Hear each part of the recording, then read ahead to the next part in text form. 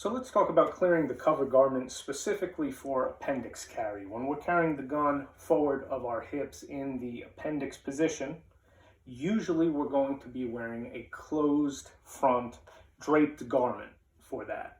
Whether it be a shirt, a jacket, etc., something that of course is going to be untucked and draped over the gun. There's different kind of holster solutions now that make this very viable as well for tucked in shirts, so bear that in mind. But here specifically, let's talk about casual wear when we clear the cover garment that is draped over our gun, providing really good concealment. Now obviously it's important to have a single hand draw. If we need to access the gun with just the dominant hand, we're going to work on that further. But for now, let's talk about clearing the cover garment with the support hand. The benefit of appendix carry is certainly the speed and access advantage. So if you have the choice and you have the option, it's going to be faster and generally less fumble prone to access the gun using both hands. So we're going to use the support hand to clear the garment. When it comes to the techniques for clearing a closed front shirt, they generally fall into two categories. One involves going for an index point basically around your belly button or thereabouts. And we're just going to index that location on our body and then grip the fabric. So we grab a hold of the shirt and raise the shirt. The second option is really to lift the garment by the hem. So that would involve simply grabbing hold of that hem and lifting the garment up. And good shooters use both, and nothing is to say that you only have to use one or the other. You could certainly use a combination of both techniques. For example, I typically go for a navel index if my hands are somewhere in space, but if my hands are down relaxed at my side, I find it more efficient to just lift the garment by the hem. So you can use a combination of both, certainly. There's some things to consider besides just personal preference with this technique. Consider the kind of clothing that you wear. I can tell you that if you wear soft shell jackets in the wintertime and typically wear a zipped up jacket, the navel index tends not to work with that kind of material. You slip right off, and jackets in general fit tighter. So it's really hard to get them to lift going for a belly button index. Similarly, if you wear button-up shirts a lot, those tend to bunch up tighter if you try to lift from the navel area. So you may find those kind of shirts simply work better if we're raising them by the hem of the fabric. So bear that in mind. It's really going to be dependent on what you typically wear. Wearing regular t-shirts or polo shirts, that sort of thing, both techniques can work well. So when we look at going to the index of about our navel area with our palm to just grab a hold of the shirt, consider one of the advantages is that is a point on your body that you can feel. It's generally easier to index a location you can feel. You may hear the term proprioceptive index thrown around for that. Proprioceptive basically means it's something on your body that you can feel.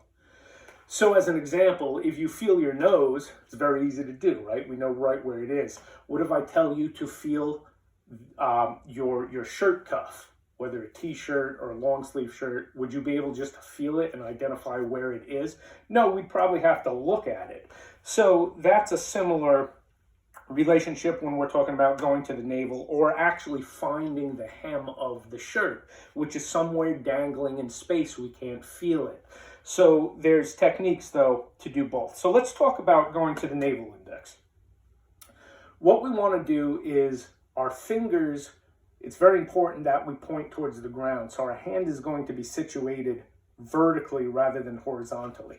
Horizontal index of our hand is obviously more natural when we simply stand like this with our arms. But if we come to that area with our hand oriented horizontally, what happens is when we grab the shirt, it tends to bunch up, okay, because we're actually tightening the fabric over the gun, and then it's a lot harder to raise out of the way. You'll notice that if we come to our navel area with our fingers pointed down, just by grabbing the shirt now, we've already begun the process of actually lifting it clear of the gun, and typically we don't have to go up far to be able to now gain access to the grip. Okay, so again, fingers oriented vertically, we come right to navel area, simply bunch up that shirt and we're going to lift.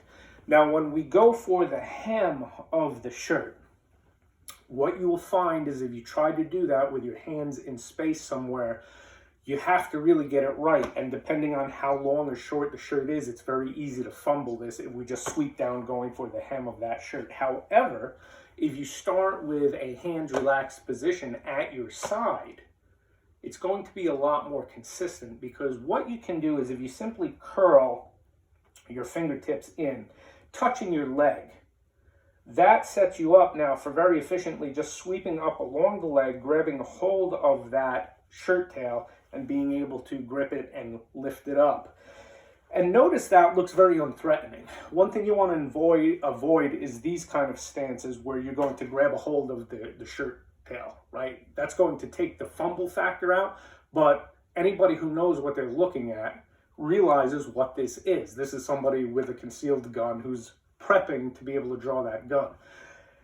One of the benefits, though, of going for the tail of the shirt is to set yourself up for a really prep start to the draw, but use something that looks more innocuous. For example, if I stand like this, depending on the circumstances, this looks pretty innocent, right? This is like how ushers at a church or something can stand. Okay, and it looks fairly innocent, but notice what I've done is with my support hand, I'm already holding the tail end of that shirt, dominant hand on top, and now I'm in a position where I've prepped that draw, and it's going to make not only faster to clear the garment, but less fumble prone. It is the fumble that's really the concern, and no matter how good you get at this, you will find that you will fumble from time to time clearing that garment, okay? So if you ever have the option to prep a draw in an innocuous looking way, it makes a lot of sense to do that.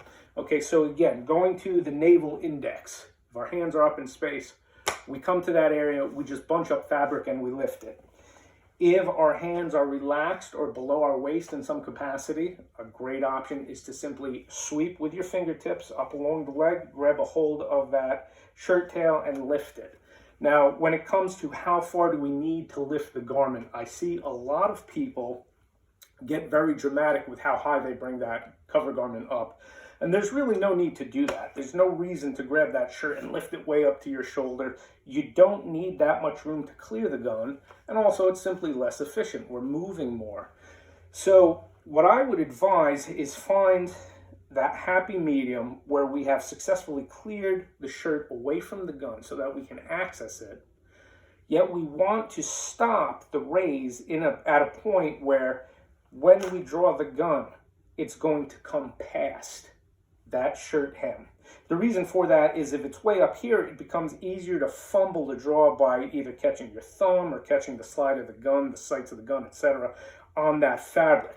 So if you simply raise the shirt high enough to be able to clear the gun and come up past it, notice also what this does is this puts me in a perfect place to marry those hands when I begin pressing out. All right, so with either technique, indexing the navel, we're going to come up just high enough to clear the gun, okay? If we raise the shirt from the shirt hem, once again, I'm going to come up high enough to clear the gun, but nothing dramatic, not up to on my shoulder, etc. And when the gun comes up to roughly that sternum level, I'm all set to marry those hands up, okay? So that's the techniques that we're gonna work on with this.